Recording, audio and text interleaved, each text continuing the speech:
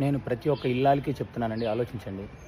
ఏ ఇంట్లో అయితే ఇల్లాలు అరవకుండా, ఏడవకుండా, చిటపటలాడకుండా, గొడవలు పడకుండా, రచ్చ చేయకుండా, ప్రశాంతంగా, చక్కగా నవ్వుతూ సంతోషంగా ఉంటుందో ఆ ఇంట్లో లక్ష్మీదేవి తాండవిస్తుంది.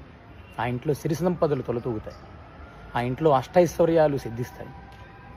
ఏ ఇంట్లో అయితే ఇల్లాలు అరవకుండా, ఏడవకుండా, గొడవలు పడకుండా, రచ్చ చేయకుండా, ఎప్పుడు చిటపటలాడకుండా అలా చేస్తూ ఉంటే ఇంట్లో ఒక నెగిటివ్ వైబ్స్ ఉంటాయి.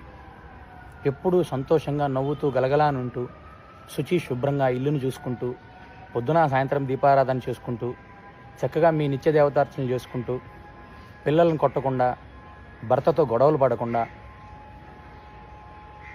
అత్తామామలు చక్కగా చూసుకుంటూ ఏ ఇంట్లో అయితే ఇల్లాలు సంతోషంగా నవ్వుతూ గలగలలాడుతుంటుందో ఆ ఇంట్లో అష్టైశ్వర్యాలు సిద్ధిస్తాయి, సిరి సంపదలు తొలతూగుతాయి.